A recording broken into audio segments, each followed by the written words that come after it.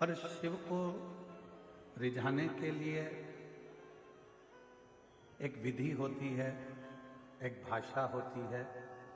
पर शिव महापुराण की कथा कहती है कि शंकर भगवान विधि से भी प्रसन्न बहुत बाद में होते हैं और भाषा से भी प्रसन्न बहुत बाद में होते हैं। सबसे पहले शिव प्रसन्न होते हैं तुम्हारे मन की अविरल भक्ति और विश्वास, तुम्हारे भीतर विश्वास कितना है, तुम्हारे भीतर भक्ति कितनी है, तुम्हारे भीतर भरोसा कितना है, दृढ़ता कितनी है, कितना आप भगवान शिव पर विश्वास करते हो, कितना आप शिव जी पर भरोसा करते हो, कितनी दृढ़ता आपकी शिव के प्रति है, कितना भरोसा आपका शिव के प्रति है।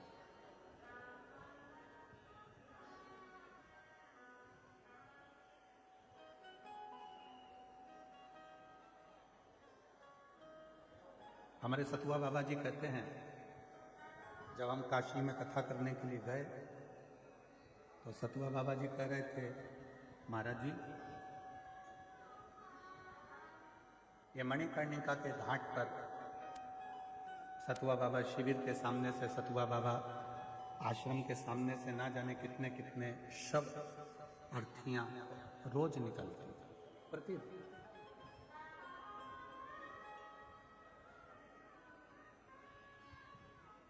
ना जाने कितनी अर्थियां प्रतिदिन निकलती हैं। तो सतुआ बाबा जी बता रहे थे कि हमारे जो गुरुजी थे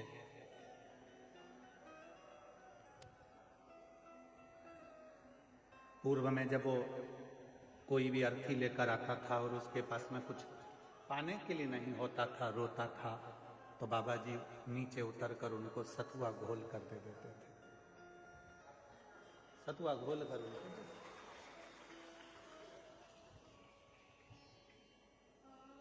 और बाबा जी हम परम पूज्य जगत गुरु महामंडलेश्वर श्री संतोषाचार्य जी महाराज जी को कहेंगे, गुरु का कहते हैं कि चेले में एक अंश जरूर रहता है और वो अंश आपके भीतर भी आपको पूर्ण करता है।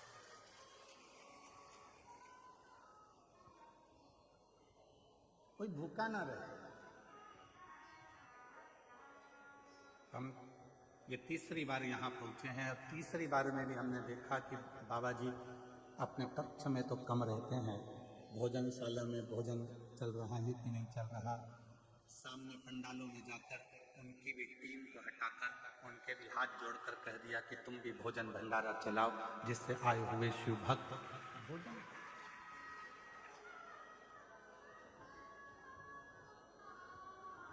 एक गुरु वो होता है जो अपना कक्ष या पंडाल नहीं छोड़ता, और एक आप पर आपके गुरु की कृपा है जो भोजन व्यवस्था, अन्य व्यवस्था, खुद दौड़ दौड़ कर व्यवस्थाओं को देखना, ये एक सच्चे गुरु के शिष्य का प्रमाण।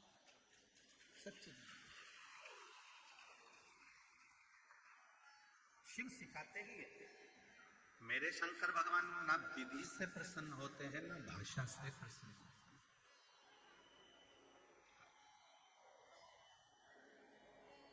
कौन सी विधि हमारे पास में हो कि हम भगवान शंकर को प्रसन्न करें?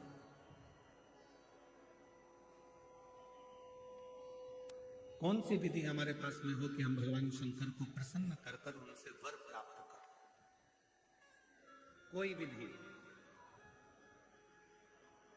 विधि हमारे पास में नहीं है कि हम शिव जी को प्रसन्न कर सकें। और कौन सी भाषा, हम कौन सी भाषा बोले जिससे हमारे देव अधिदेव महादेव प्रसन्न हो? कौन सी भाषा? तो कहा एक विश्वास की विधि है, एक भक्ति की विधि है और प्रेम की भाषा है। ये दो चीजें अगर हमारे पास में है तो हमारा देव अधिदेव महादेव प्रसन्न भी होता है और वर भी होता है। और तेरी कृपा बिना न हिले एक भी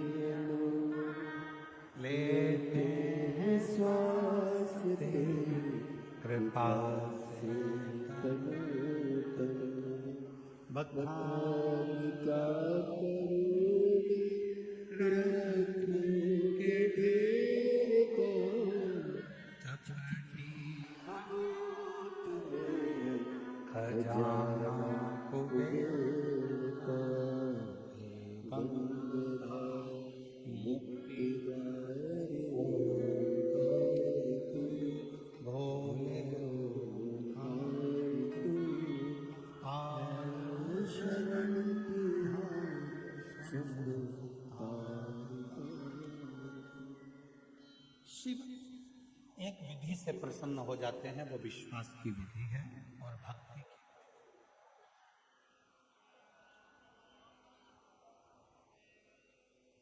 कितना सुंदर एक प्रसंग शिव महापुराण में आता है।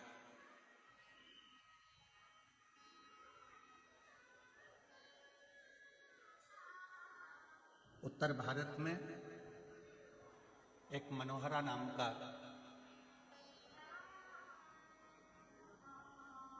एक भगवान शंकर का शिव भक्त निवास करता था।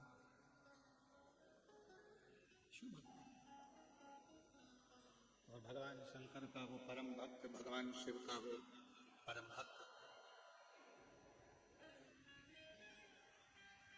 उत्तर भारत में एक मनोहरा नाम का एक शिव भक्त रहता है। और ये उत्तर भारत में ही प्रयागराज की भूमि पर कथा चल रही है। मनोहरा नाम का एक शिव भक्त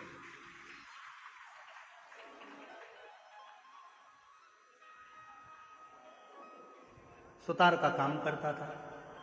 सुतारी जानते हो आप लोग? जम के तो बोलो। सुतार मतलब लकड़ी का कुर्सी, टेबल, कुछ ना कुछ जो लकड़ी का काम होता है वो। उसका एक नियम था। एक मिट्टी का उसके पास में घड़ा था। उस घड़े से गंगा जी का जल रोज भरता था और रोज शिव जी को चढ़ाता था। सारी समस्या का हल एक मिलता है। रोज भरता, रोज शिव को चढ़ाता, प्रतिदिन।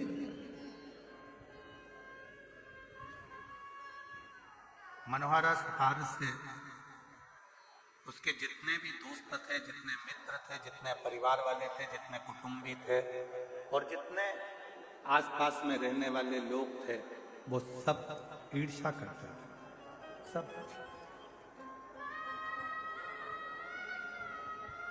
वो कहते हैं ना, घमंडी को ईश्वर नजर नहीं आता। घमंडी को ईश्वर नजर नहीं आता, ईर्ष्यालु को पड़ोसी नजर नहीं आता और क्रोधी को उसका परिवार नजर नहीं आता। कोई घमंडी है, उसके अंदर घमंड भरा हुआ है, उसके अंदर घमंड भरा पड़ा है, तो उसको ईश्वर नजर नहीं आएगा। वो घमंड उसके अंदर यदि भरा पड़ा हुआ है तो उसको ईश्वर दिखेगा ही नहीं। ऐसे कई लोग हैं जिनको रोज समझाना पड़ता है कि राम है, राम है, कृष्ण है, कृष्ण है, शिव है, शिव है, पर कई घमंडी ऐसे पड़े पड़े हुए हैं, अपनी घमंड में इतना ज्यादा वो फूले हुए हैं कि वो राम और कृष्ण शिव को मानने को तैयार हैं।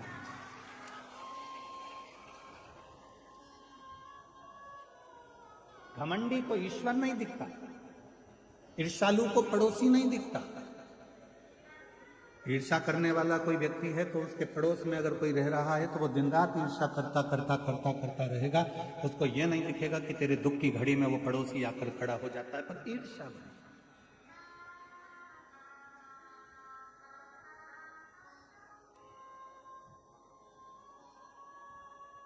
क्या करने आए हो प्रयाग की भूमि पे?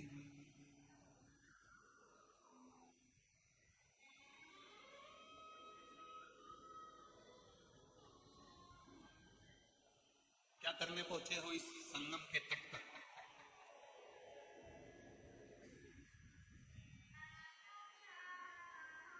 संगम के तट पर अक्षयवट के पास में नाग वासुकी का मंदिर है। आप लोग तो प्रयाग के हो, कौन कौन गया है? जरा हाथ उठाओ, जरा रखिए। प्रणाम आपको, जो आप होकर आए हो लोटा भर जल चढ़ाकर नाग वासुकी का।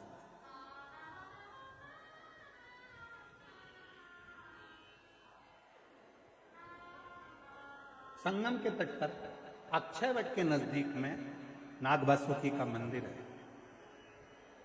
क्या करने के लिए हम आपसे पूछ रहे हैं? वैसे कि वैसे ही इंद्र ने नाग वासुकी से पूछा था, जो भगवान शंकर के गले में सर्प है वासुकी नाग, उससे पूछा था कि तुम त्रिवेणी के संगम पर क्यों आए? जो इंद्र ने पूछा था, जो गरुण ने पूछा था, जो वरुण ने पूछा था, जो देवताओं ने पूछा था, आज वो प्रश्न हम भी आपसे पूछते हैं कि तुम संगम के तट पर क्या करने के लिए?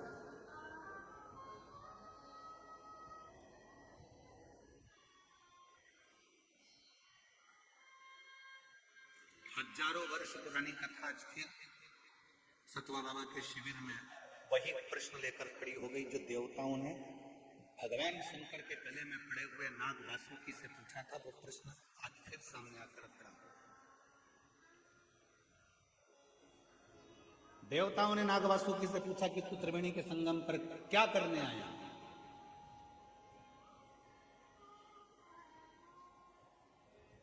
क्या करने के लिए आए?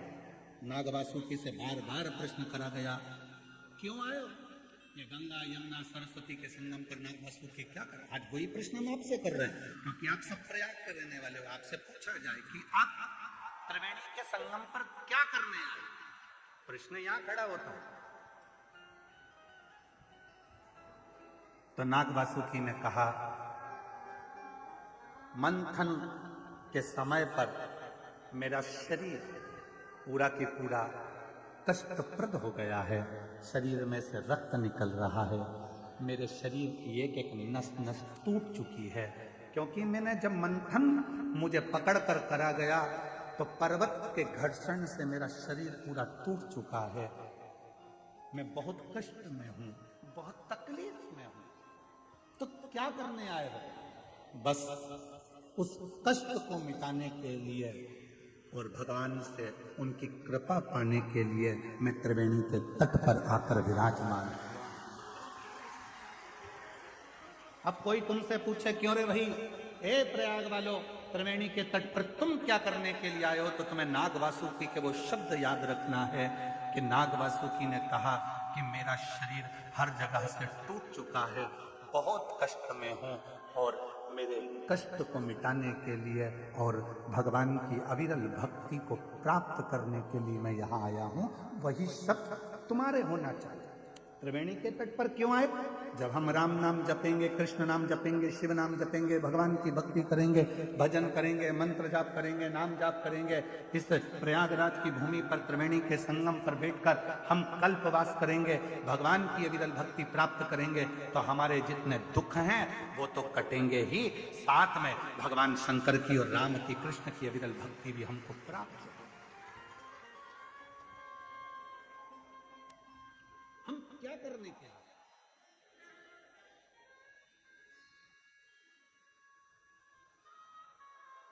भोजन तो आप अपने घर पर भी कर सकते थे। बोलो बोलो, जम के बोलो जरा। और जितनी भी मेरी जीजी आई है ना, ये खाली हाथ नहीं आई है, घर से कुछ ना कुछ खुरमा, मठरी, चक्की, लड्डू, तिल्ली का कुछ ना कुछ बनाकर लाई है। जैसे ही अंदर देरी होती है निपटा जाती है। बस अपने भाई को नहीं खिलाती है, बाकी के तो निपटा जाती हो।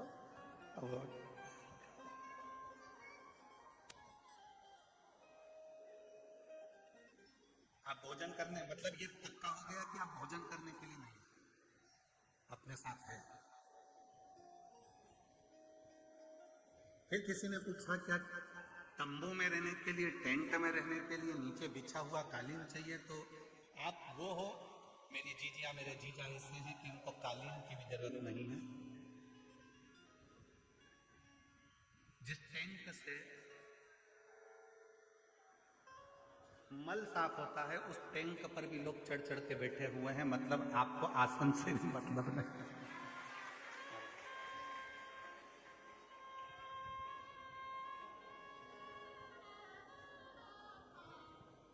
उस पे भी चढ़ के लोग बैठे हैं। फिर पूछा कि कोई अच्छी जगह मिल जाएगी? तो मतलब तुम जानती हो कि शंकर को पाने के लिए जगह नहीं देखी जाती, क्योंकि शिव शमशान में भी निवास करता है और शिव हर कण कण में निवास करता है। तो स्थान की मूल करना। कोई तुमसे कह दे, कोई तुमसे कहे कि शंकर भगवान केवल मंदिर में मिलेंगे या शिव जी केवल कथा में मिलेंगे, या शिव जी केवल घाट पर मिलेंगे, या शंकर भगवान केवल अमरनाथ केदारनाथ में मिलेंगे, तो नहीं, ऐसी कोई बात नहीं है। तुम्हारे घर में रहो, घर में रहकर रोज श्री शिवाय नमस्तुभ्यम का जब जप करना प्रारंभ करोगे तो तुम्हें मंदिर क्या, मेरा भोलेनाथ तुम्हारे घर में आकर तुम्हें दर्शन देना प्रारंभ।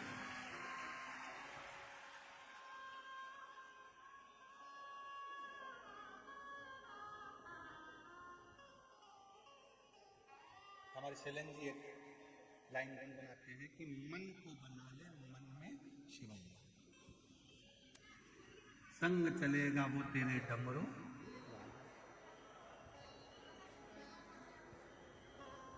मन को शिवालय बना,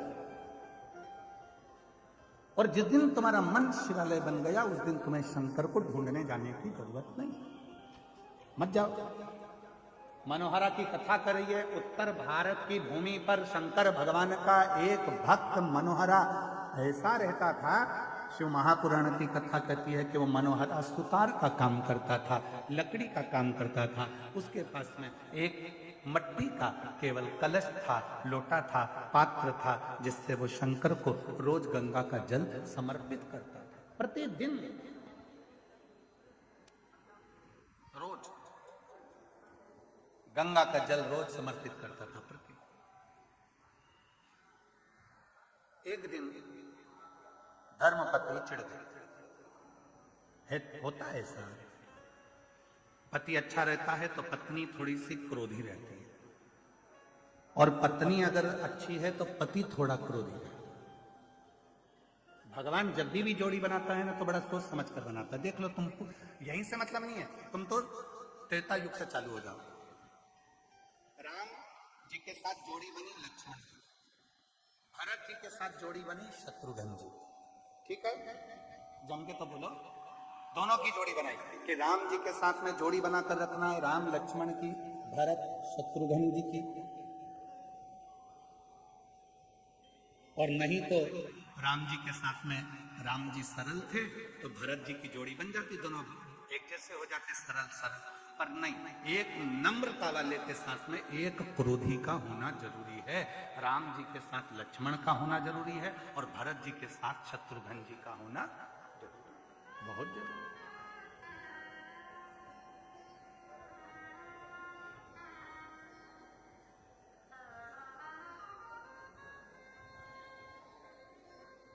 पति गुस्से वाला है, पत्नी थोड़ी सी नम्र। पत्नी गुस्से वाली है तो पति थोड़ा सा नम्र। वैसे तो पति बेचारा नम्र रहता ही है, ऐसा नहीं है कि नहीं रहता। कर्पूर गौरम करुणावतारम संसार सारम, वैसे तो उसमें नम्रता रहती है। तुम 25 प्रश्न करती हो, उस 25 प्रश्न में से 5 प्रश्न का उत्तर देता, इससे ज्यादा नम्रता क्या हो सकती है? केवल 5 प्रश्न का उत्तर देता है, इससे ज्यादा देता ही। कितनी बार तुम पूछती हो कैसी लग रही हूं,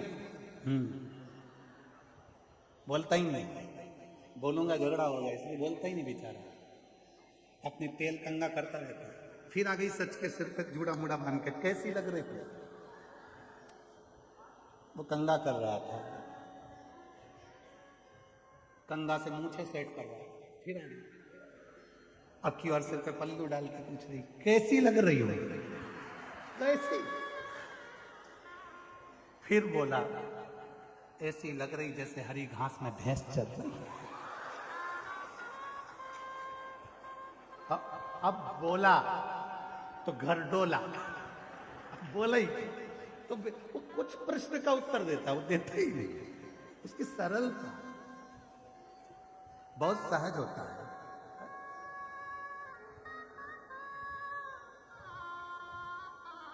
जोड़ी बनी, मनोहरा की जो धर्म पत्नी थी वो थोड़ी सी क्रोधी थी, बहुत तेज, बहुत तेज। कुछ तो भगवान की भी कृपा होती है, जो भगवान के भक्त होते हैं उनकी धर्म पत्नियां थोड़ी तेज होती हैं। पत्नी अगर भक्त है तो उसका पति तेज होगा, और पति अगर भक्त है तो उसकी पत्नी तेज होगी। पर सतुआ बाबा जी, हम पर भोलेनाथ की कृपा है, हमारी अच्छी है। है?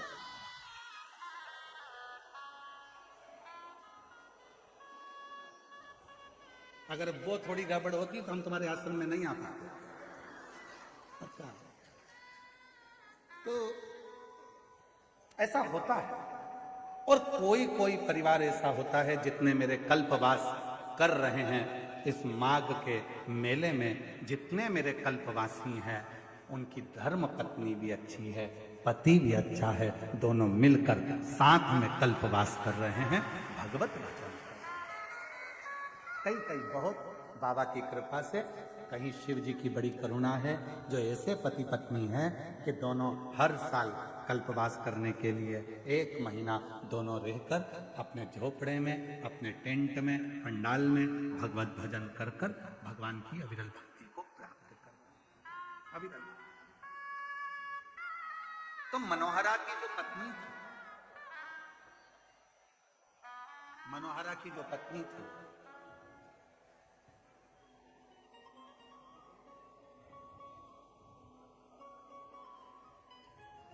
वो मनोहरा की पत्नी बहुत थी,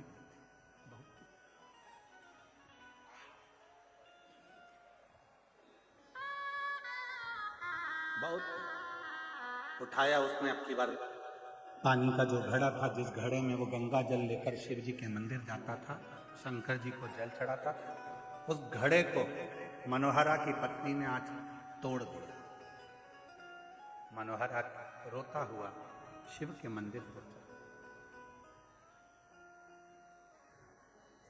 शिव के मंदिर, शंकर भगवान के मंदिर में पहुंचकर हाथ जोड़कर कहने लगा कि आज मेरे पास में ना लोटा है, कलश है और ना गंगा का जल, कुछ भी।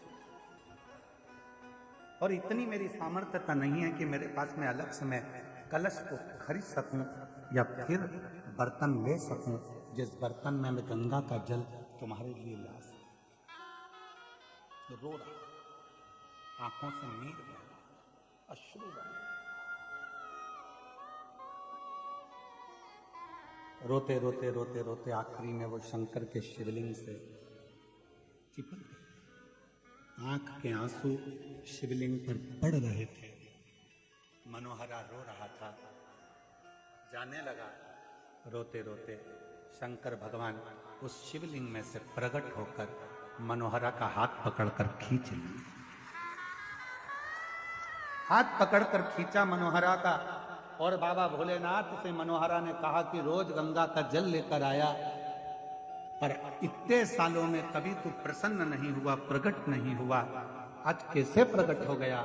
शिवजी कहते हैं मैं चांदी के या सोने के लोटे से प्रसन्न नहीं होता, मैं तो दिल से चढ़ाए हुए अश्रु के एक बूंद से भी प्रसन्न हो जाता हूं, जो भाव से मुझे समर्पित किया गया, जो तुमने मुझे भाव से दिया है। ना विधि थी उस मनोहरा सुतार के पास में, ना विधि थी उस मनोहरा सुतार के पास में, ना भाषा थी उस मनोहरा सुतार के पास में, ना कोई नियम था उस मनोहरा सुतार के पास में, तो केवल एक लोटा जल, इसके सिवाय कुछ भी नहीं। नानी भाई का मायरा सुने हैं आप लोग? जम के तो बोलो। नानी भाई के मायरे में नानी भाई का जो नरसिंह जी, जो नानी भाई के जो पिताजी थे नरसिंह मेहता जी, नरसिंह मेहता जी के बड़े भाई थे मदन मेहता जी। मदन मेहता जी की धर्म पत्नी थी दुरत गोरी।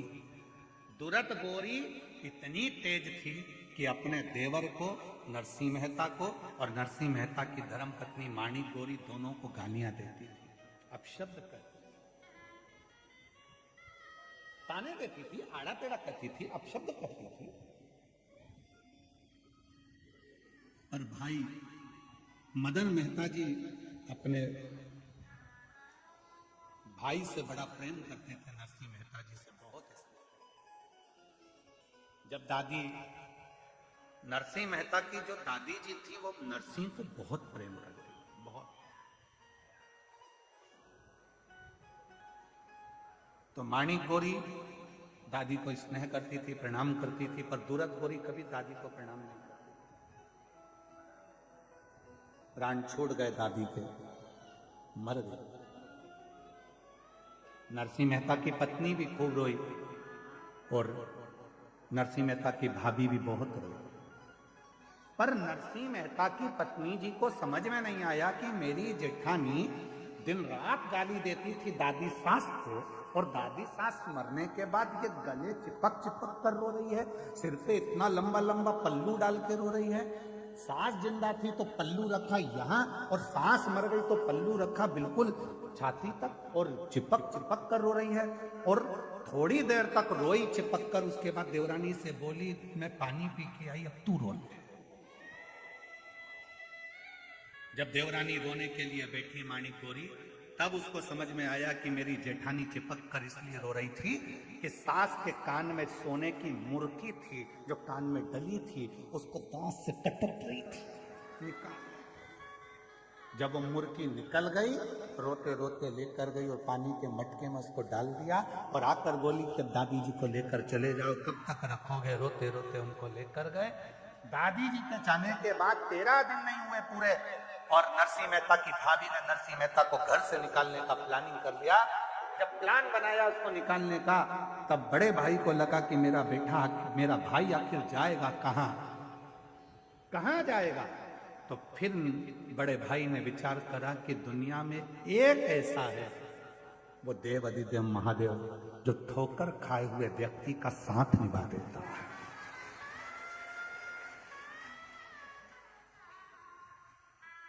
दरबार में भोले बाबा के दुख दर्द मिटाए,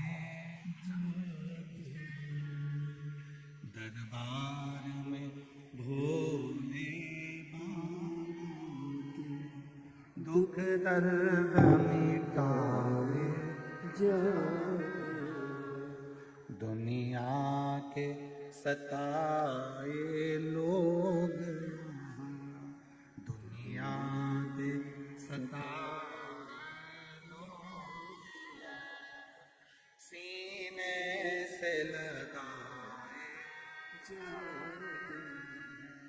सीने से लगाए।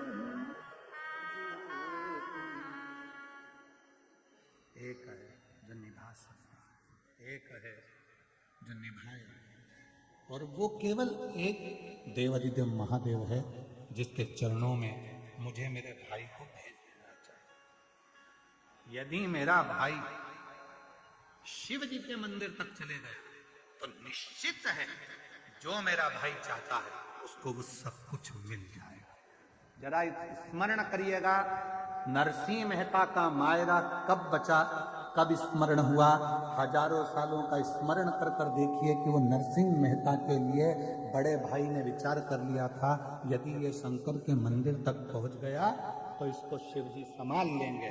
और हम भी तो वही शिव पुराण में कहते हैं, आप यदि शंकर के मंदिर में पहुंच गए, एक लोटा जल चढ़ाना प्रारंभ कर दिया तो शिव जी तुम्हें संभाल, शंकर जी तुम्हें संभाल, कोई दूसरा नहीं संभाल सकता, संभालेगा वही।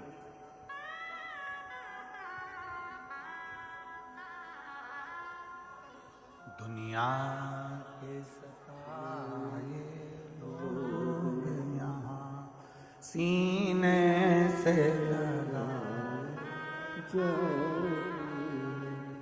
सीने से लगाए, दरबार में डमरू वाले दुख दर्द मिटाए, दुख दर्द मिटाए। आप शिव जी के दरवाजे तक पहुंचो, शंकर जी की चौखट तक पहुंचो, शंकर जी के मंदिर में एक लोटा जल चढ़ाने के लिए पहुंचो, शिव तुम्हारे दुखों को काटना प्रारंभ कर दे, शिव तुम्हारे कष्टों को मिटाना प्रारंभ कर, जाना पड़ेगा। तेरे मंदिर में आना मेरा काम है और मेरी बिगड़ी बनाना। जाओ,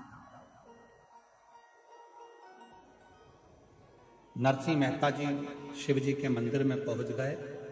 रोते रोते पूरी रात नरसिंह मेहता जी ने निकाल दी। शंकर भगवान ने हाथ पकड़ा नरसिंह मेहता जी का और उनसे पूछा, तुझे क्या चाहिए? मैं जिस सांवरिया का भजन करता हूं, सांवरिया का दर्शन करा दो। भारत की भूमि क्या, पूरे विश्व की धरा पर केवल एक नरसिंह मेहता ऐसे संत थे जो जीते जी गौलोक धाम जाकर भगवान कृष्ण और राधा जी का दर्शन करे थे। गोलोक धाम में जहां पर भगवान की रासलीला का दर्शन हो रहा था, नरसिंह जी को ले जाकर वहां खड़ा कर दिया। नरसिंह जी को ले जाकर खड़ा करा, रास चल रहा था। सांवरिया से भगवान कृष्ण का ध्यान गया नरसिंह जी की ओर। सांवरिया जी दौड़ कर गए नरसिंह जी के पास में। हमारे यहाँ तो लोग मर जाते हैं तब आते हैं, तू तो जीते जी आ गया रे, तुझे लेकर कौन आया? नरसिंह जी बोले, वो शंकर जी लाए थे। इतने में सांवरिया सेठ ने बोला, अगर शंकर जी लेकर आए हैं फिर तो तू कहीं पर भी पहुंच सकता है, तेरा दुखड़ा कोई पर भी जाकर कहे, बाबा पूर्ण तरह से तेरे दुखड़े को मिटा सकता। किसी की सामर्थ्यता नहीं है, वो मिटाएगा, दुख काटेगा तो वो शिव का, कोई दुख नहीं काट सकता। ब्रह्मा ब्रह्मलोक में है, भगवान विष्णु वैकुंठ लोक में।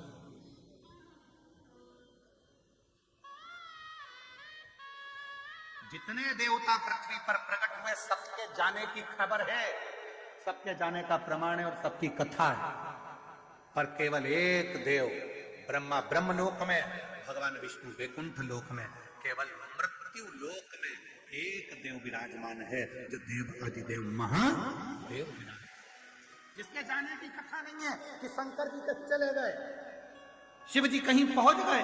शंकर के तो यही कैलाश पर, काशी में, सोमनाथ में, मल्लिकार्जुन में, यहां तक प्रयागराज की धरा पर भी अगर पूरी भूमि पर, पृथ्वी पर कहीं पर भी घूम कर देख लो, शिव हर जगह मिल जाएगा। शिव शिव वो कहीं नहीं जाता, यहीं जाता। उसको अपना दुखड़ा आप कह सकते। हमने कभी भी आप लोगों से यह नहीं कहा कि बहुत दूर शंकर जी का मंदिर हो तो वहां जल चढ़ाने जाना। हमने हमेशा आपसे कहा कि आपके घर के पास में जो शंकर जी का मंदिर है, वहां एक लोटा जल चढ़ाना प्रारंभ करो। क्यों? शरीर में रोग आता है तो पहले पास के हॉस्पिटल में दिखाया जाता है, पास के हॉस्पिटल में काम नहीं चलता फिर बड़े हॉस्पिटल में जाया जाता है, बड़े हॉस्पिटल में काम नहीं चलता फिर जाकर अपन लखनऊ में जाकर दिखाते हैं, लखनऊ में काम नहीं चले फिर जाकर अपन मुंबई पहुंच जाते हैं, मुंबई में काम ना चले तो फिर विदेश लेकर जाते हैं। अर्थात पहले अपने पास में इलाज करवाइए, दूर इलाज के लिए बाद में जाइए। पर दुनिया के लोग पहले दिन से विचार कर लेते हैं, अब की बार मुझे केदारनाथ जाना है, अब की बार मुझे अमरनाथ जाना है, अब की बार मुझे कैलाश पर्वत का दर्शन करने, परिक्रमा करने जाना है। हमारा निवेदन है, जो लड़के, जो लड़कियां, जो बेटे, जो बेटियां, जो नवयुवक बेटा बेटी कहते हैं मैं अमरनाथ जाऊंगा, अमरनाथ जाऊंगा, अमरनाथ जाऊंगा, पहले उनकी माँ से, माँ को पूछना चाहिए अपने बेटे से, अपनी बेटी से। तो पास के मंदिर जाता है, पहले पास के मंदिर जा, और जब पड़ोस के मंदिर में तेरा दिल लग जाए शंकर को एक लोटा जल चढ़ाने में, तब समझना कि अमरनाथ बाबा का दर्शन करने जाएगा तो वो तुझे गले से लगा लेगा, वो तुझे अपने हृदय से लगा लेगा। मालूम पड़ा हमारे यहाँ जो बड़े बड़े डॉक्टर होते हैं, बड़े बड़े हॉस्पिटल में बैठते हैं, वो छोटी वाली फाइल को देखते हैं। लाओ दिखाओ, पहले तुमने डॉक्टर को दिखाया? हाँ सर, हमारे गांव के डॉक्टर को दिखाया था। फाइल दिखाओ, लो सर ये फाइल, ठीक है। और किसी को दिखाया? हाँ सर, हम प्रयागराज गए थे, वहां दिखाया, प्रयागराज की फाइल दिखाओ, ये सर। फिर हम काशी गए थे, काशी की फाइल दिखाई। फिर हम मथुरा गए थे, मथुरा की फाइल दिखाई। उसी तरह जब तुम अमरनाथ, केदारनाथ, कहीं उच्च बहुत ऊपर जाकर अगर भगवान का दर्शन करोगे तो वो भगवान भी कहेगा, ला जरा फाइल दिखा, कहां कहां होकर आया है, कहां के शिवलिंग पर जल चढ़ाया है, मैं भी तो जानू, मेरे करीब में आया, हाँ मेरे पास, ठीक है, वो बुझाएगा, वो स्वीकार करेगा। टूट गए जिससे उस मनोहरा भगत का, मनोहरा सुतार का घड़ा टूट गया था, आंसू से शिव को प्रसन्न कर लिया था। शिव पुराण कहती है, भगवान शंकर की कथा कहती है, शिव तत्व कहता है, शंकर की कथा कहती है। भगवान को दिल से, विश्वास से, भक्ति से रिझाने का प्रयास करोगे तो शिव रीझ जाएगा, भगवान शंकर रीझ।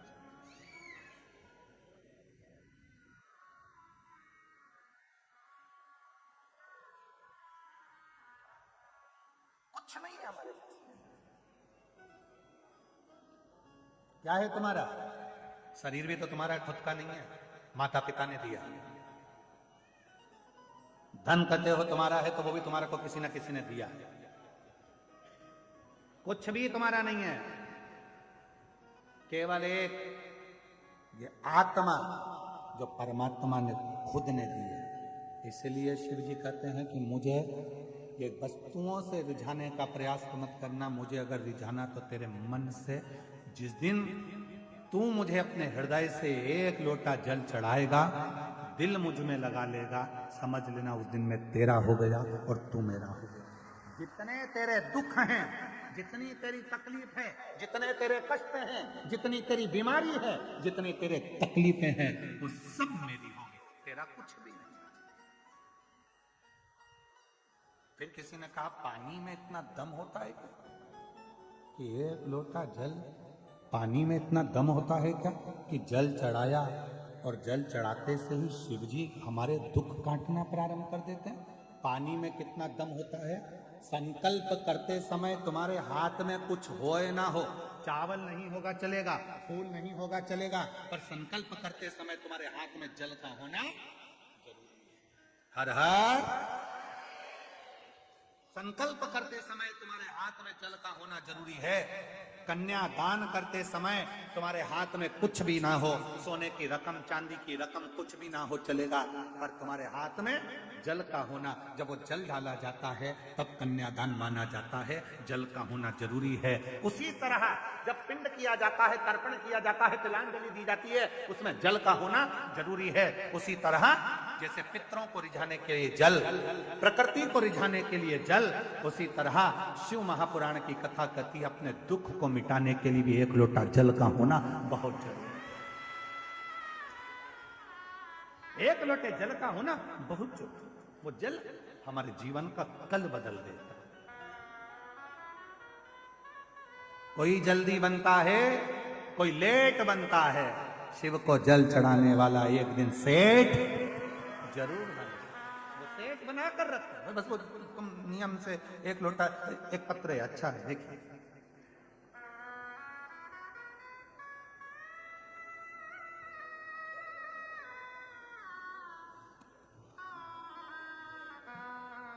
ममता सोनकर, मेरा मोबाइल नंबर ये है। कहीं बैठी हो ममता सोनकर तो हाथ हिला सकती हैं। ममता सोनकर अगर कहीं बैठी हो तो हाथ हिला सकती हैं, और अगर बैठी हो तो वह आ सकती हैं बेलपत्र लेने के लिए। कहीं बैठी हो तो हाथ हिलाएं, और अगर आई हो तो एक बेलपत्र लेने के लिए आ सकती हैं। मेरा नाम ममता सोनकर है। मैं 2757 सेक्टर H, जानकीपुरम, लखनऊ के निवासी हूँ। जानकीपुरम लखनऊ से आया। गुरुजी, मैं ममता सोनकर कावड़ भरने 2024 में सीहोर गई थी। कंकर शंकर की पूजन करी, पंडाल में बैठकर कथा श्रवण करी। मैं बताना चाहूंगी गुरुदेव, मेरा पुत्र हर्षवर्धन जो नीट का एग्जाम कई सालों से दे रहा था, पर उसका नीट क्लियर नहीं हो रहा था। तब मैंने अपने बेटे से कहा कि तू एक बार शिव महापुराण की कथा पंडाल में बैठकर श्रवण कर, तू देख बाबा कैसे कृपा करता। और मेरा बेटा शिव महापुराण की कथा को यही प्रयागराज की धरा पर सुनने के लिए पूर्व में आया, और बाबा की ऐसी कृपा हो गई कि आज बाबा ने मेरे बेटे को नीट एग्जाम क्लियर करा दिया। वो MBBS की पढ़ाई कर रहा है, और आज मेरा बेटा डॉक्टर बनने जा रहा है। मैं बाबा को यहाँ प्रणाम करने के लिए, थोड़ा समय लग सकता है, लगे, पर वो फल जरूर देगा। तुमने जो एक लोटा जल समर्पित करा, तुमने जो एक लोटा जल चढ़ाया, तुमने जो एक लोटा जल समर्पित करा है, तुमने जो एक लोटा जल चढ़ाया है, उसका फल तुमको मिलेगा।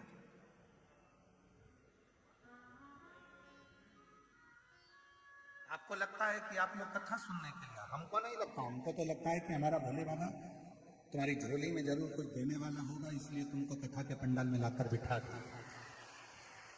बिठाता ही नहीं, बुलाता ही नहीं। जिसको नहीं बुलाना होता है मेरे भोले बाबा को, तो इस पुल से उस पुल, उस पुल से उस पुल, उस पुल से उस पुल घुमाता रहता है, और 4 बजे कथा पूरी हो जाती है, तब वो आकर बैठता। क्यों? कथा थी, हो गई।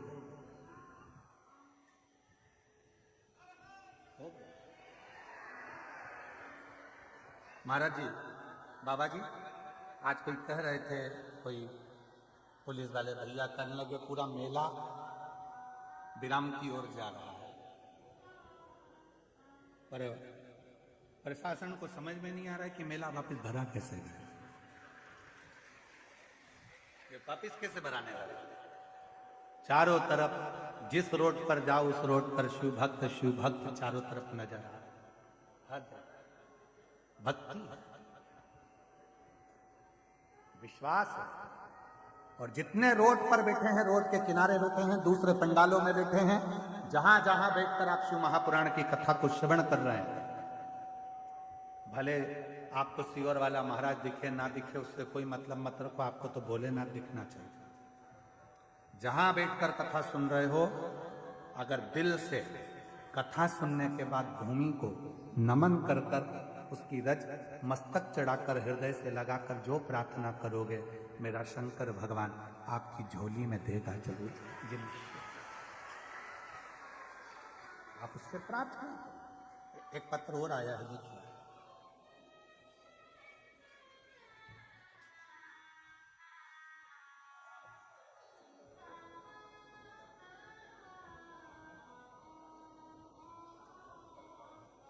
अन्नू साव, क्या लिखा है? नवादा है? नवादा, मेरा नवादा यहीं है, उत्तर प्रदेश में, बिहार में है। अच्छा, कहीं बैठे हैं? हाथ हिलाइए। अन्नू साव नवादा से आप ही हैं? ठीक है। बेटा आया है क्या? है? हाँ, ले आओ इसको, ले आओ, आ जाओ। अन्नू साव नवादा से हूं, मेरा मोबाइल नंबर ये है गुरुदेव। मेरा कथा में आने का केवल इतना सा, मैं एक बार बाबा की कथा सुनी थी टीवी पर। मैंने सुना था कि सारे दुख मिटा देता है पंडाल में आने पर। गुरुदेव, मेरे बेटे के शरीर पर सफेद रोग की बीमारी हो गई थी, पूरा शरीर उसका सफेद खाल हो गया था। इतनी दुखी हो गई थी कि सारे डॉक्टरों का इलाज कराते कराते थक गई, तो भी वो सफेद रोग की बीमारी समाप्त नहीं हुई।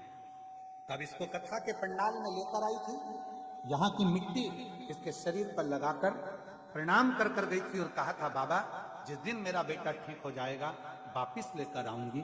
और आज मेरा बेटा पूरी तरह से ठीक हो गया, इसलिए मैं उसको यहाँ कथा के पंडाल में लेकर, मेरे बच्चे को मैं यहाँ लेकर पहुंची प्रणाम करने की, नमन करने। और जो जैसी भावना लाया वो वैसा ही नहीं, थालियों से लौटाया वो मन ही मन और कर दिया माला काशी वाले, लुटा दिया भंडार काशी वाले, लुटा दिया भंडार काशी वाले, कर दिया माला काशी वाले। तुम जिस भावना से, जिस विचार से, जिस सोच से, जिस मन से शिव को रिझाते, शिव आपको स्वीकार कौन ना करे। ब्रह्मा जी शिव जी को समझ नहीं पाए, स्वयं ब्रह्मदेव शंकर भगवान को नहीं समझ पाए। स्वयं ब्रह्मा, कई लोग कहते हैं ब्रह्मा जी तो सृष्टि का निर्माण करने वाले, सृष्टि को रचने वाले, सृष्टि को निर्माण करने वाले, सृष्टि को बनाने वाले, ब्रह्मा जी नहीं समझ पाए। ब्रह्मा जी भी शिव जी को नहीं समझ पाए। ब्रह्मा जी भगवान शंकर को नहीं समझ पाए। मेरी जीजियों, मेरे जीजाओं, मेरी बेटियों, बेटाओं, मेरे बुजुर्ग माँ बाप, याद रखना, दुनिया का कोई व्यक्ति तुमसे कह दे कि शंकर भगवान को मैं अच्छे से जानता हूं, समझता हूं, समझ लेना पक्का झूठेला है, पक्का झूठ बोलने वाला। शिव को समझने के लिए एक जन्म क्या, लाखों लाखों जन्म हो जाए तो भी शंकर भगवान को कोई समझ नहीं सकता, जान ही नहीं सकता। इसलिए अपन को ज्यादा प्रपंचा में नहीं पढ़ना, अपने को तो एक लोटा जल, सारी समस्या का हल और बोल बम का नारा है, बस। इससे ज्यादा अपने को माथा पच्ची करना भी नहीं है। कोई तुमसे कहे तुम शंकर जी की पूजन को जानते हो, नहीं जानते। शंकर जी का अभिषेक करना जानते हो, नहीं जानते। शंकर जी को रिझाने का कोई मंत्र आता है, नहीं आता। शंकर जी को क्या पसंद है, मालूम नहीं। तो फिर शंकर जी के मंदिर क्यों जाते हो, मिलने। किससे, शंकर जी से। तो शंकर जी तुझे देखते हैं क्या, वो देखे चाहे नहीं देखे, मैं तो देखता हूं बहुत। कुछ नहीं आता, कुछ भी नहीं।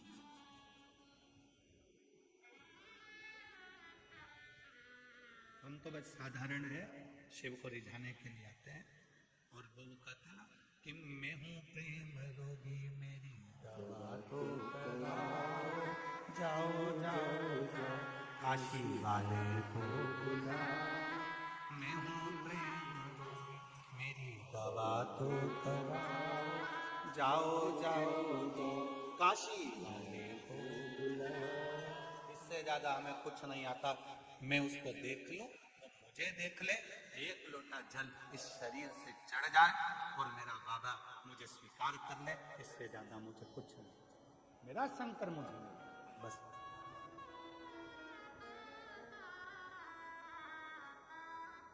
इससे ज्यादा कुछ नहीं चाहिए, कुछ नहीं। कोई मंत्र आता है तुमको, नहीं।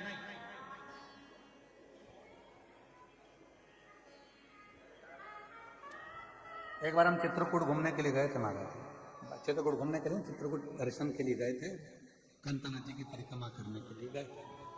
तब किसी ने हमसे एक प्रश्न करा था, तुम्हें संस्कृत का श्लोक आता है? हमने हाथ जोड़कर कह दिया महाराज जी हमको कछु नहीं आता।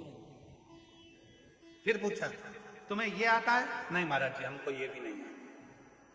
फिर तुमको ये आता है? हमको ये भी नहीं आता। फिर तुमको क्या आता है?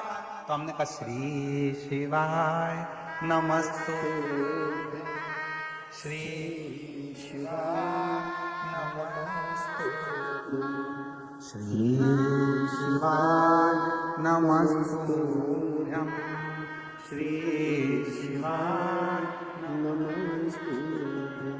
हमें केवल शिव का नाम, मंत्र का एक उच्चारण, यही बेटा है। और अब पूर्ण तरह से स्वस्थ हो गया, शरीर में पूरे में सफेद दाग हो गए थे, बाबा की कृपा से जोरदार ताली बजाओ, अब पूर्ण स्वस्थ।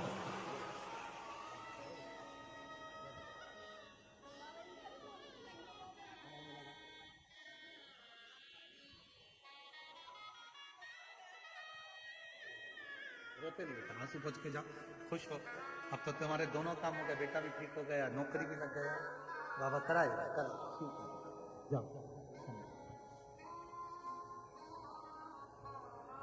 बेटे के शरीर पूरा के पूरा सफेद पड़ रहा था, चमड़ी पूरी। बाबा से विनय करने आई थी, बाबा की मिट्टी को नमन कर, प्रणाम कर, कथा सुनी, 7 दिन बाबा को नमन कर कर चली गई। आज फिर पत्र लेकर आई है अपने पति और बेटे के साथ।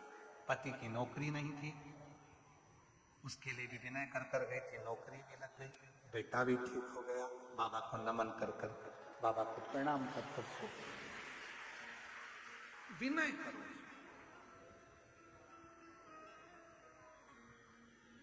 मंत्र आता है? नहीं आता। तब करते हो? नहीं। साधन है? नहीं। क्या करते हो? एक लेते हो सारी समस्या। इससे भगवान प्रसन्न हो जाएंगे? बिल्कुल। तड़प शंकर भगवान का ऐसा भक्त जो जंगल में रहता था, शिवलिंग को देखकर, एक महाराज जी को पूजन करता देखकर उसके पास में लोटा नहीं था जल चढ़ाने को, मुंह में पानी भरकर आता था, पिचकारी छोड़कर जाता था। पर शिव ने कृपा कर दी, उसको ना विधि आती थी ना विधान आता था, न मंत्र आता था, ना तंत्र आता था, ना साधना आती थी, ना जप आता था। उसको तो केवल एक काम, मुंह में पानी भरा, पत्तियों को तोड़ा, शिव को चढ़ाया, जल समर्पित तो हो गया। कुछ नहीं आता। और सत्य बोलने में कुछ नहीं जाता। बोलो सही है कि गलत है? सत्य बोलो। मरने के बाद लोग बोलेंगे राम नाम सत्य है, जीते जी बोल लो सत्य। जो सत्य है सत्य।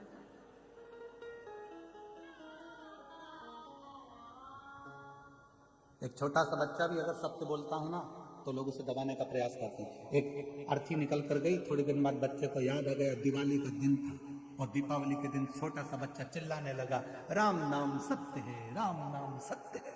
मम्मी ने मोगरी से धो दिया, घूम मार। पागल हो गया, मूर्ख है। क्या बोल रहा है ये? राम नाम सत्य है, राम नाम सत्य है। तो बच्चे को सिखा दो राम नाम सत्य, सिखाओ। सत्य है और वो सत्य रहेगा, उससे कोई छुपा नहीं सकता। शिव सत्य है, शिव सुंदर है।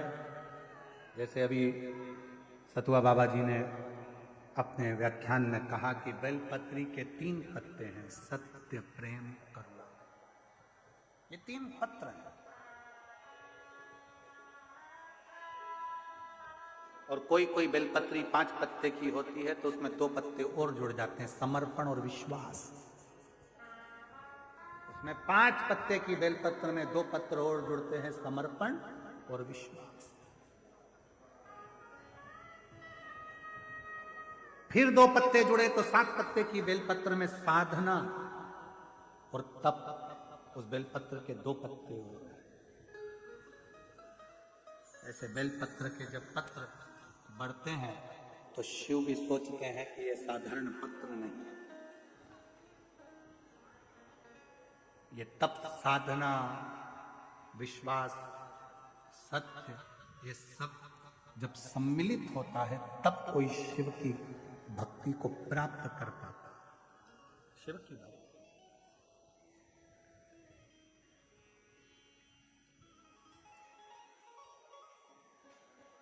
कल एक माता जी ने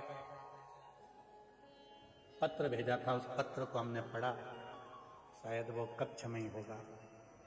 उस पत्र में उन्होंने लिखा था कि गुरुजी, आप प्रयागराज के मेले में आते हो, और प्रयागराज के मेले में आते हो तो सब बाबा मिलते हैं, तुम क्यों नहीं मिलते? तो हम हाथ जोड़कर निवेदन करते हैं कि हमसे ज्यादा आप उस देव अधिदेव महादेव से मिलने का संकल्प।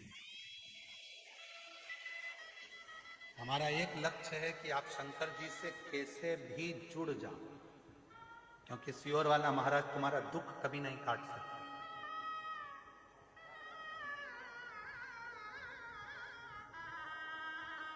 सियोर वाला महाराज कभी तुम्हारा दुख नहीं काट सकता। दुख काटेगा तुम्हारा देव अधिदेव महादेव, दुख काटेगा तुम्हारा विश्वास, दुख काटेगा तुम्हारा शिव, और दुख काटेगा तुम्हारा किया गया कर्म। कोई सियोर वाला बाबा तुम्हारा दुख नहीं काट सकता। तो हमसे मिलने से ज्यादा तुम्हारे अंदर उस परमात्मा से मिलने की ललकता होना चाहिए, उस परमात्मा से।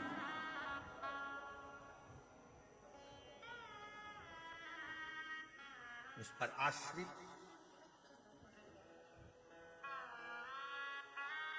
जहां पर ज्ञान अहंकार में बदल जाता है, वहां फिर परमात्मा स्वीकार करना बंद कर देता है। आप विद्वान हो अपनी जगह पर, आप ज्ञानवान हो अपनी जगह पर, आप बहुत बड़े पद पर बैठे हो अपनी जगह पर जिस दिन तुम्हारे भीतर इन सभी चीजों का अहंकार आ जाएगा, तब समझ लेना कि मेरा भगवान तुमसे दूर हो गया। फिर मेरा परमात्मा तुम्हारे पास में नहीं, मेरा परमात्मा दूर है।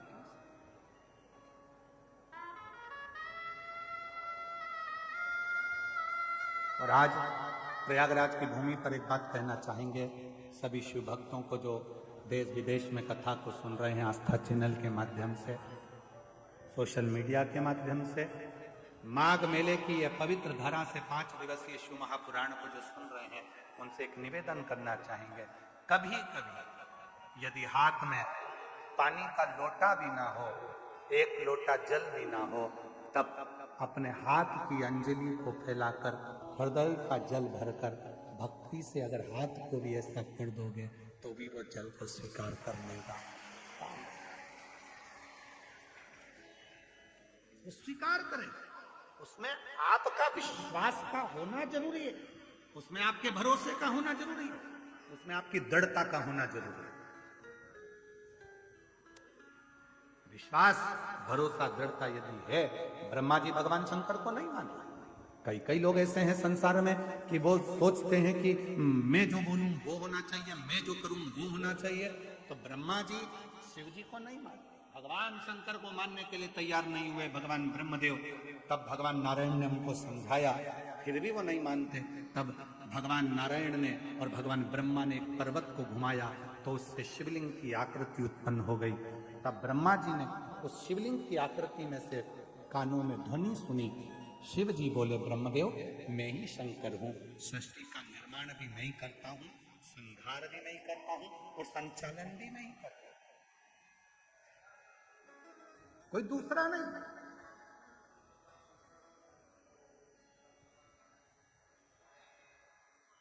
कई लोग कहते हैं घर में चला हो, झूठ मत बोलो, मर जाओगे चला के बताओ। कई लोग कहते हैं दुकान में चला रहो, झूठ मत बोलो, तुम्हारे बस की बात नहीं। अभी चलते चलते एक्सीडेंट हो जाए, हॉस्पिटल में पड़ा रहेगा, दुकान चलेगी कि नहीं चलेगी? व्यर्थ की बात मत करो।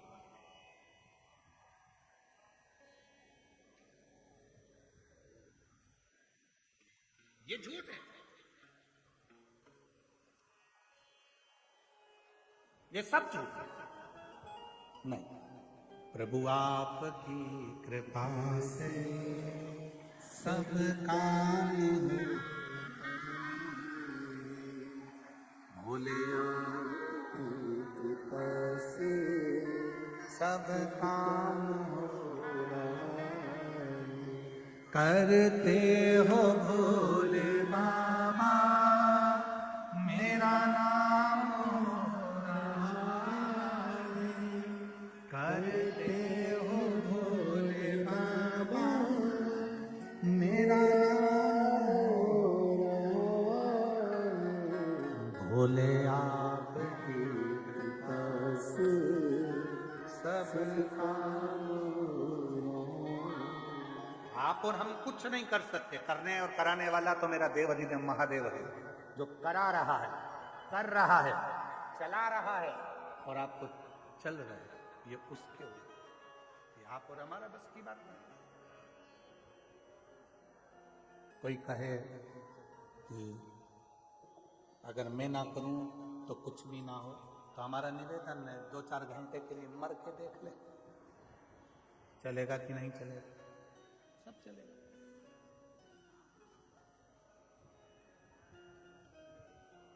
मर के देख ले।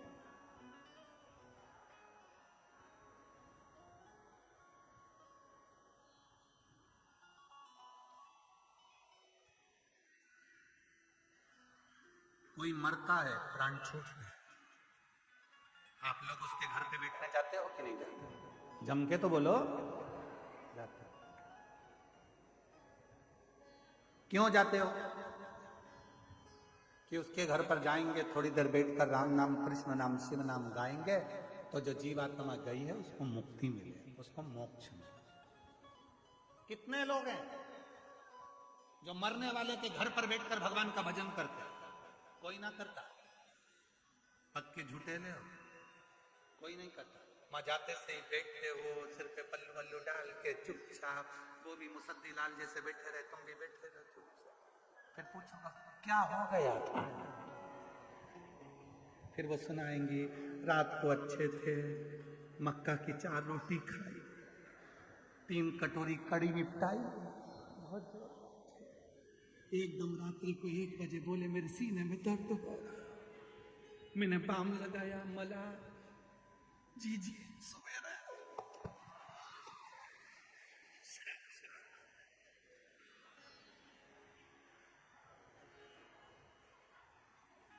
अब तुम्हें बताया, तुम गई, तुम्हारे बाद फिर कोई दूसरी आ गई, क्या हो गया था?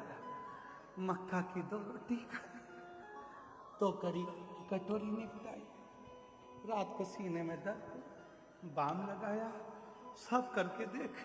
जी ये गई, फिर दूसरे 13 दिन में 1300 लोगों को स्टोरी सुनाई। उससे अच्छा एक सीडी बनवा लेती, प्लेयर पास में रख लेती, जैसे बेंजो वाले भैया ने डब्बा रखा है बाजू में आवाज आने के लिए, ऐसे एक डब्बा रख के प्ले कर देती, वो सीडी में भरकर कि ऐसे मरा था सुन ले। ये जाकर मत पूछो मरने वाले के यहाँ कि कैसे गया, ये पूछो कि कहाँ गया। भजन करो, कीर्तन करो, नाम जाप करो, स्मरण करो, शिव नाम जपो, राम नाम जपो, कृष्ण नाम जपो। और हम पूछ रहे हैं कहाँ गया? यही गलती है हमारी। हम मंदिर में जाकर क्या करते हैं? हम मंदिर में जाकर करते क्या? 1 लोटा जल हम चढ़ा रहे हैं, और पहले भी कथा में कहा तुम्हारा पूरा 1 लोटा जल शंकर जी को चढ़ना चाहिए, क्योंकि दुनिया के कई लोग कहते हैं कि हम जल चढ़ा रहे हैं, इतने दिन हो गए जल चढ़ाते, इतने दिन हो गए जल चढ़ाते, इतने दिन हो गए जल चढ़ाते, शंकर जी हमारी नहीं सुन रहे, शिव जी हमारी नहीं सुन रहे, पड़ोसी की सुन ली, तुम्हारी क्यों नहीं सुनी? उसका कारण यह है कि तुम्हारा 1 लोटा जल शंकर जी को नहीं चढ़ रहा है, तुम्हारी दृष्टि में अभी भी भेद है।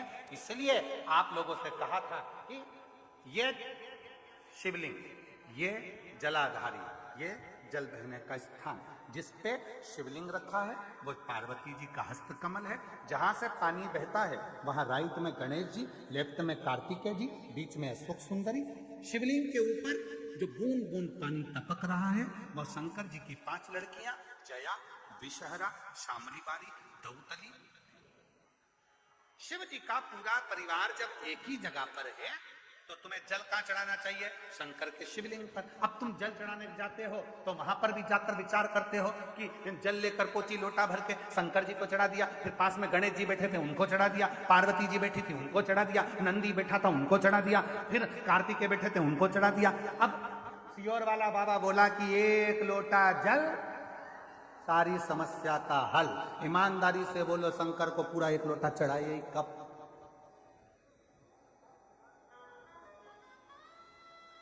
वो 1 लोटा जल लेकर गई थी, उसी में शंकर जी को चढ़ा दिया, उसी में गणेश जी को चढ़ा दिया, उसी में पार्वती जी को चढ़ा दिया, उसी में कार्तिकेय जी को चढ़ा दिया। वो 1 लोटे जल का तुमने विभाजन कर दिया। इसलिए शंकर जी भी कह रहे हैं कि तेरी दृष्टि में अभी भी सब देवता अलग अलग हैं। जिस दिन एक शिवलिंग में तुझे राम, कृष्ण, देवी, देवता, गणेश सबका दर्शन होने लगे, समझ लेना उस दिन तेरा दुख समाप्त होना प्रारंभ हो। दिन तेरा दुख समाप्त होना पर हम शिव के वो 1 लोटे जल को समझ ही नहीं पाए। और आप में से कई लोग होंगे जो ये गलती करते होंगे, ऐसा नहीं कि नहीं करते होंगे। 1 लोटा जल चढ़ाना, गणेश जी को चढ़ा दिया, पार्वती जी को चढ़ा दिया, नंदी को। 1 लोटा जल पूरा। जब हमारे यहाँ शंकर जी के मंदिर में टूटा हुआ नारियल नहीं चढ़ता, शिव जी के मंदिर में टूटा हुआ चावल का दाना नहीं चढ़ता, शिव जी के मंदिर में टूटी हुई सामग्री नहीं चढ़ती, तो आधा लोटा जल क्या करेंगे बोले ना? पूर्ण समर्पण, पूर्ण समर्पण। और जब पूर्ण समर्पण होगा तो वो सुख अपने आप आपको मिलेगा।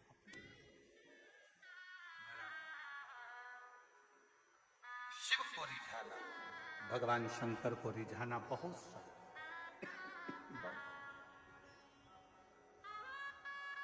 शिव को रिझाने में देरी नहीं होती। शंकर को जैसे ही जल चढ़ाया वैसे ही भोलेनाथ प्रसन्न होना प्रारंभ कर देते।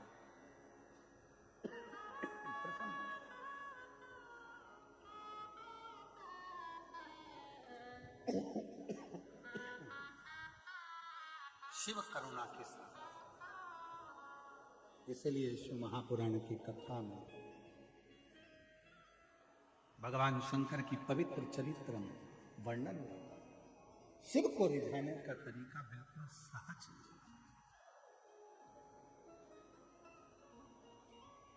शिव जी को पूजन करने की विधि प्रिय है कि शिव जी को भाव प्रिय है? जम के बोलो जरा, सबकी आवाज आना चाहिए। भाव प्रिय विधि। शिव को कोई बहुत ज्यादा विद्वान हो तो वो विधि से पूजन करे, पर शंकर विधि से ज्यादा भाव से प्रसन्न। भाव से।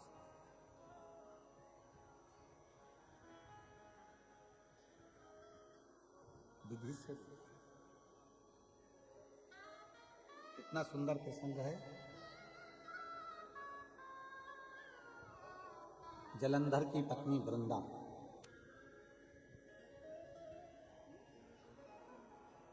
जब मालूम पड़ा कि मेरा पति मर गया, मारने वाले शिव थे, सातित्व को भंग करने वाले नारायण थे।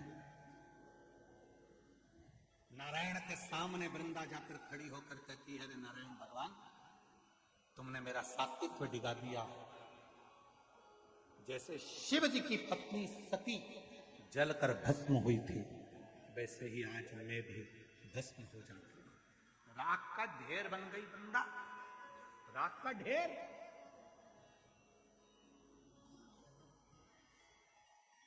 क्यों?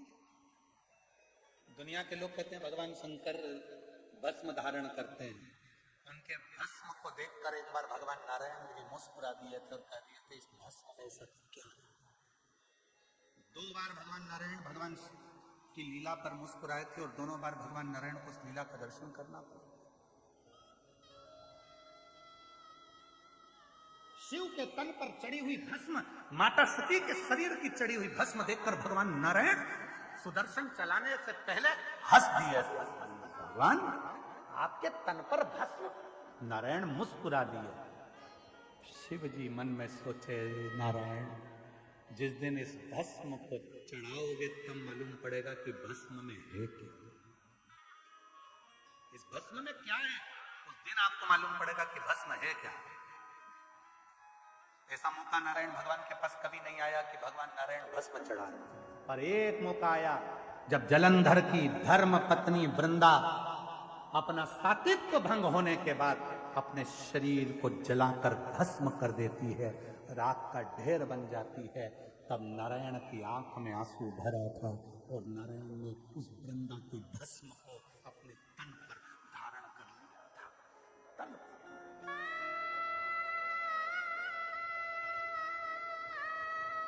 तन पर भस्म चढ़ी है। लोग कहते हैं भगवान शंकर के तन पर भस्म थी।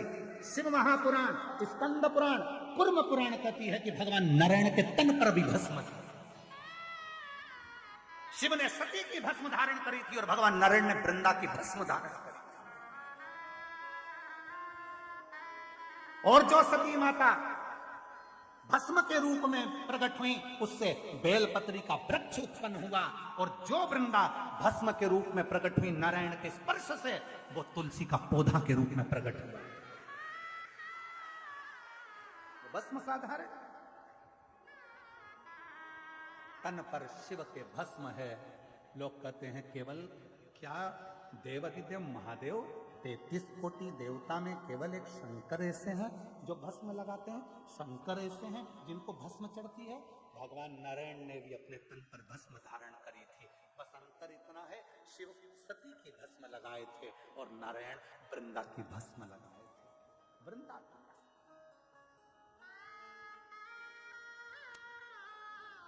और जब वृंदा की भस्म तन पर चढ़ी वृंदा की भस्म जब तन पर चढ़ी हुई थी, नारायण आंखों से अश्रु बहा रहे थे, नैनों से नीर बह रहा था, आंसू बह रहे थे।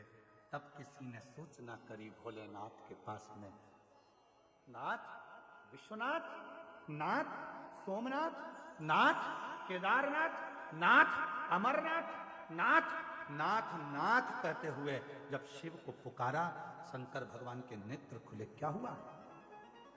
अभी तो मैंने जलंधर को समाप्त किया और जलंधर को समाप्त कर कर मैं साधना में लीन हुआ और तुम मुझे पुकार रहे हो। क्या हुआ? नाथ, नाथ, वृंदा जलकर भस्म हो। भस्म? हाँ। शिव कहते हैं वो भस्म कहां है? कहा वो तो नारायण ने धारण कर ली। नारायण? भगवान कहते हैं उस स्वरूप का दर्शन मुझे करना है। उस स्वरूप का दर्शन मुझे करना है जिस स्वरूप में नारायण ने अपने तन पर भस्म चढ़ाई। दौड़े भगवान देव अधिदेव महादेव ने जाकर, जैसे ही नारायण के शरीर पर वृंदा की भस्म दिख रही थी, शिव मुस्कुराकर कहते हैं, नारायण आपकी आंख में अश्रु है, ये वृंदा की भस्म मेरे तन पर है। शिव कहते हैं केवल संसार के मनुष्य के लिए यह बात नहीं, जैसी करनी वैसी भरनी हमारे लिए भी निश्चित है। एक दिन मैंने भस्म धारण करी थी, आपके चेहरे पर मुस्कुराहट थी, आज आपने भस्म धारण करी। नाथ, मेरे तन से लगी हुई भस्म सती की बेल वृक्ष बन जाती है और तुम्हारे तन से लगी हुई भस्म नारायण और वृंदा की तुलसी का पौधा बन जाती है। ये जगत की पूजन, जगत जगत को पूजन।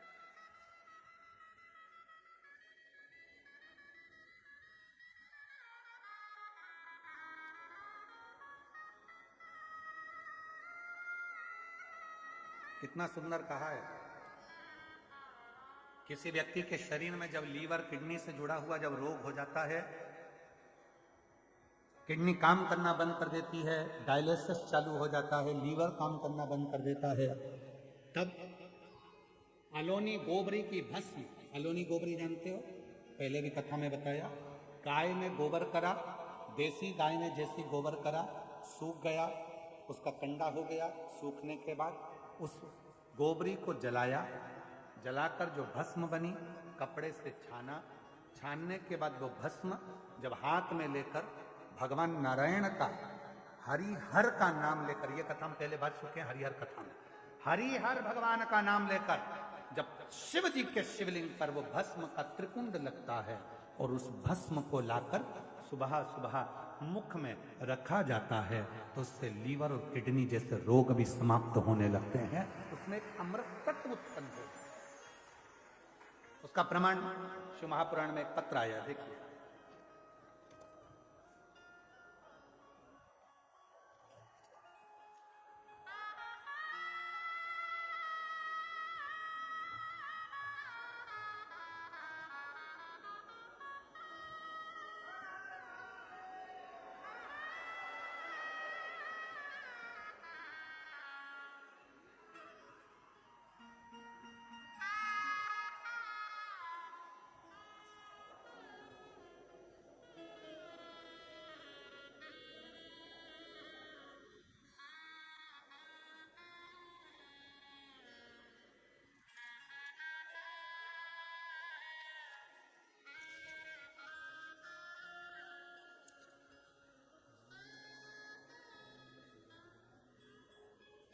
फूलों में कलियों में, काशी की गलियों में, फूलों में कलियों में, काशी की गलियों में, तेरे बिना कुछ कहना,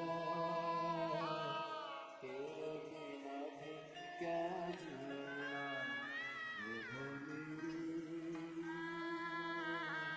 तेरे बिना भी क्या जीना। गुरुजी, मेरा नाम सरिता तोमर है, मेरे पति का नाम महावीर सिंह तोमर है। मैं उत्तराखंड के जसपुर की रहने वाली हूँ। कहीं बैठी हो हाथ हिला सकती हैं, कहीं बैठी हो तो हाथ हिला सकती हैं, और अगर बैठी हो तो आ सकती हैं एक बेलपत्र लेने के लिए। तुम सब काहे खड़े हो गए? बैठ जाओ बैठ जाओ बैठ जाओ। 7 साल से मेरा लीवर खराब है, डॉक्टर इसको बदलने का कह रहे हैं, पर इलाज कराते कराते मुझे 7 साल हो गए। तब किसी एक बहन जी ने हॉस्पिटल में मुझसे कहा कि वो सीहोर वाला बाबा कथा कहता है, उसका कोई एक उपाय जरूर करो। मैंने पशुपतिनाथ का व्रत किया। व्रत करने के बाद मैं सीहोर गई, वहां पर मैंने गुरु पूर्णिमा की कथा भी सुनी, और कथा सुनने के बाद आपने भस्म का प्रयोग करना बताया। जिस भस्म के प्रयोग को मैंने करा, और आज बाबा की कृपा से मेरा लीवर काम करना प्रारंभ कर दिया, और बाबा की कृपा से मैं स्वस्थ। कहीं बैठी हो तो आ सकती। एक पत्र और है। मेरा नाम प्रत्युषा ओझा है, मेरी आयु 16 वर्ष है, मेरे पिता का नाम रविंद्र ओझा है, मेरी माता का नाम ऋतु ओझा है। कहीं बैठी हो तो हाथ हिला सकती हैं। आप ही हैं, आ जाइए। ऋतु ओझा। मैं नाका बाईपास अयोध्या की रहने वाली हूँ। नाका बाईपास अयोध्या की रहने वाली हूँ। आप अयोध्या से आई हैं, मैं आपके चरणों को प्रणाम करता हूँ। मेरे रामलला की कृपा से आप पहुंचे। अयोध्या की रहने वाली हूँ। मेरा मोबाइल नंबर ये है। एक लोटे जल का मैं क्या वर्णन करूं। मैं मार्च 2023 में अपनी नानी के घर गई थी। वहीं मेरी बहू बहुत तेज तबीयत खराब हो गई, और कुछ भी खाते पचता नहीं। फिर हम डॉक्टर के पास गए, डॉक्टर से अल्ट्रासाउंड कराया। अल्ट्रासाउंड कराने में रिपोर्ट में निकला मेरे दोनों तरफ 7 में गांठ है। मेरे दोनों तरफ आंत में गांठ है। एक 12 ml की, एक 10 ml की, एक 9 ml की, जैसे गठाने हैं। 6 महीने तक दवा खाई, आराम न लगा। फिर वापिस 6 महीने दवा खाई। 1 साल तक दवा खाते खाते निकाल दिया, पर कोई आराम नहीं लगा। फिर ऑपरेशन के लिए डॉक्टर ने कह दिया। ऑपरेशन की तारीख निकलवाई, ऑपरेशन सफल हुई, बाबा से विनती करी, पर ऑपरेशन की तारीख निकालने से पहले ही एक कोई ऑटो वाले भैया ने कहा कि बाबा कथा कहता है, पंडाल में जाकर यदि कथा सुने और वहां की मिट्टी को नमन करें, शिव को 1 लोटा जल चढ़ाएं, चढ़ा हुआ जल नंदी के पास बैठकर पिएं, कुंदकेश्वर बाबा का नाम लेकर बेलपत्र खाएं, वैसा ही मैंने करना प्रारंभ करा। मेरी गांठें धीरे धीरे गलना प्रारंभ हुई, और बाबा की कृपा से जब मैं ऑपरेशन के लिए गई तो अल्ट्रासाउंड कराया गया, जिसमें मालूम पड़ा कि मेरी पूरी गठाने गल चुकी हैं। मैं बाबा को यहाँ प्रणाम करने के लिए, शिव को नमन करने के लिए। शिव भक्ति में एक विश्वास की बहुत जरूरत, शिव के भरोसे की।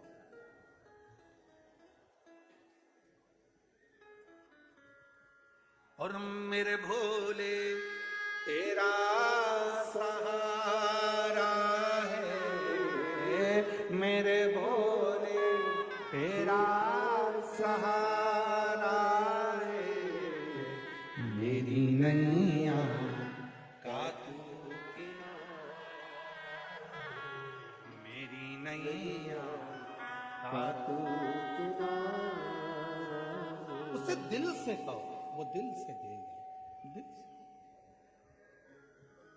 वो देने में कमी नहीं रखता मैं, उससे बस केवल हृदय से कहोगे, वो स्वीकार कर, स्वीकार कर। इसीलिए फिर निवेदन बाबा को अपने